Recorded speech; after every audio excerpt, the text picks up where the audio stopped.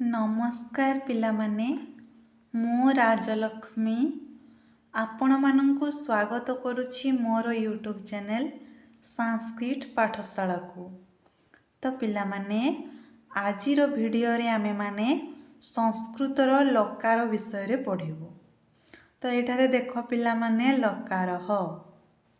तो लकार रो संज्ञा कोन, क्रिया केउ काल किंबा केउ भाव को बुझाए ताहाको लकार कहा जाए।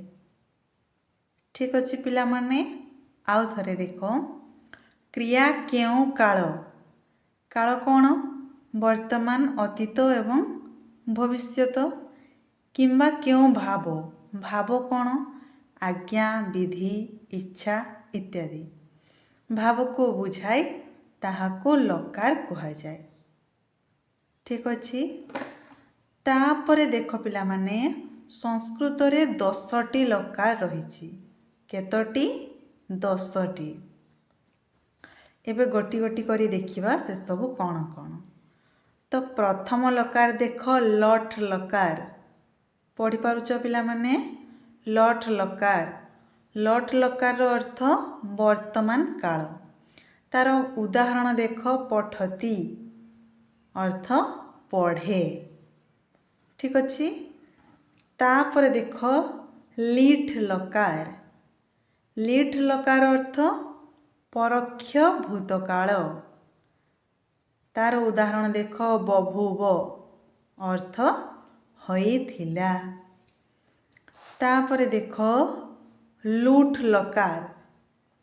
लूठ लकार अर्थ अनद्यतन भविष्यत काल।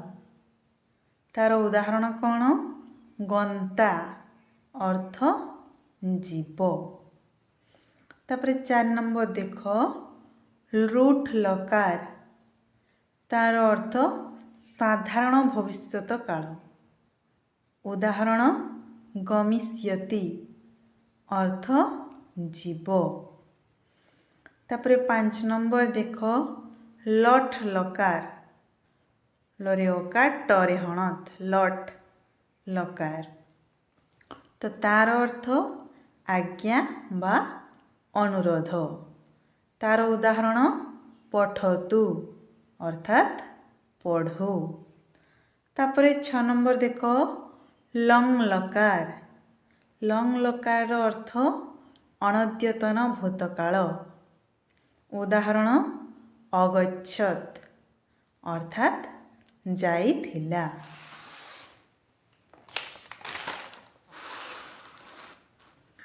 तापरे देखो पिला माने 7 नंबर विधिलिंग लकार।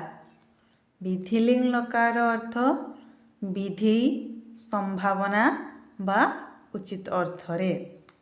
उदाहरण पठेत, पठेत अर्थ पढ़िबा उचित। ठीक अछि। तापरे 8 नंबर देखो आशीर्लिंग लकार। आशीर्लिंग लकार अर्थ आशीर्वाद अर्थ रे। उदाहरण जीव्यात, अर्थात दीर्घायु हेउ। तापरे 9 नंबर देखो लुंग लकार। लुंग लकार अर्थ साधारण भूतकाल। तार उदाहरण अगमत, अर्थात गला। तापरे 10 नंबर देखो लृंग लकार।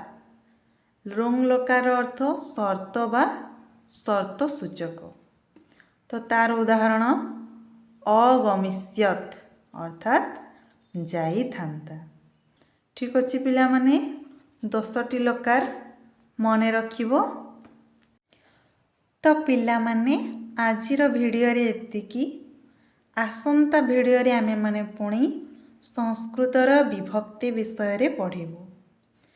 तो पिला माने जदि तुम मानंकु मो पाठ पढ़ा भल लागुछि तेबे वीडियो को गोटे लाइक करिवो एवं नुआ करी चैनल टी को देखुथिले चैनल को सब्सक्राइब करिनेबो। रहुछि नमस्कार।